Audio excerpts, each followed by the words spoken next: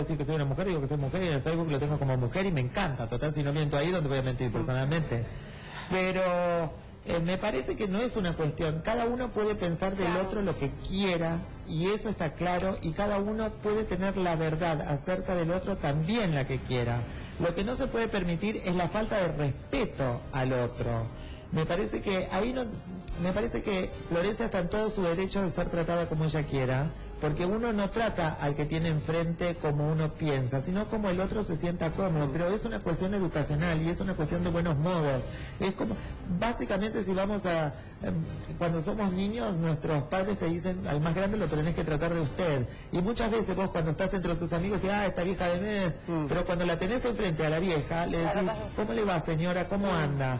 Eso es respeto y tiene que ver con la educación y no tiene que ver con lo que uno piensa. Lo que la nata piense es válido. De la forma que él se dirija al que tiene enfrente es otra cosa. Porque no hay, cuando hace referencia a que es un padre, en ese caso me parece que no está lastimando a Florencia. Me parece que está buscando, dando el talón de Aquiles para dos criaturas que son sus hijos. Porque ellos se crían con la imagen de Florencia y es su mamá, y es Florencia la que le tendrá que explicar o no, es la sociedad después, es su colegio, es su educación, es la forma en que uno se sociabiliza cuando sale al exterior. Es ahí donde empieza a jugar todas las herramientas que nos dan en nuestra familia. Entonces, me parece que más allá de pegarle a Flor, a la distancia le terminás pegando a unas criaturas que no tienen absolutamente nada que ver y están totalmente aisladas de esto. Sí, Si lo hizo con ironía...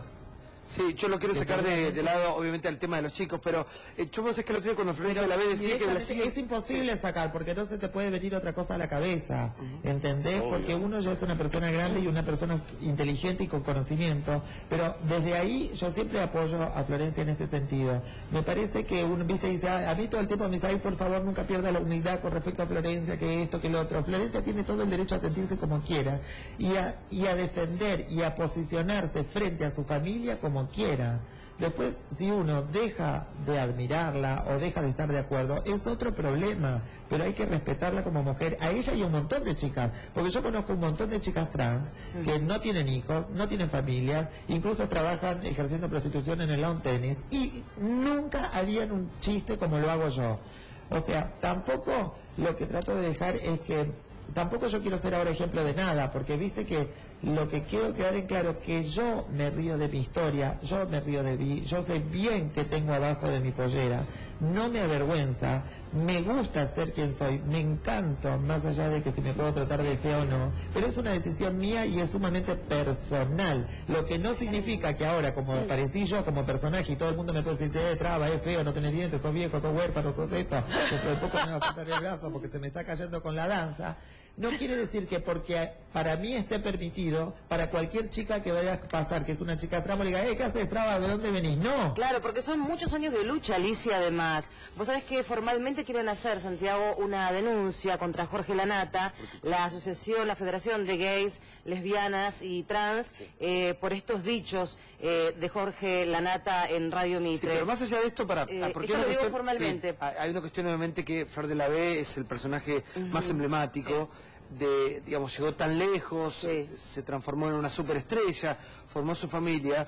Y el otro día cuando Flor decía en un programa que la televisión era homofóbica y todo, yo la verdad que me sentí muy ofendido porque digo, qué injusta que es. Por eso, pero claro, perdón, el programa de radio más escuchado de la Argentina. Déjame terminar. Ella decía que el medio había sido tan injusto, tan homofóbico. Yo digo, qué injusta ella, porque la verdad que llegó a todo. Y la verdad que cuando escucho la declaración de la Nata, o a lo mejor estamos escuchando un pedazo, porque no es lo que está explicando Yanina él hablaba de una cuestión física todo el tiempo, o sea, no lo quiero defender. De hecho, ahora que lo estoy escuchando y veo este debate, no me imaginé después de eso que iba a pasar esto. Sinceramente me fui, o sea, hablaba de una cosa física, tiró muchos chistes, no lo estoy avalando, estoy diciendo y el respeto al como dice Lizzy, como a Lizzy no le importa, grave, claro. A ella le importa, y obviamente que Florencia, no es solamente Florencia, coincido también, Lizzy, son sus hijos. Ahora que lo dice, es cierto, uno es...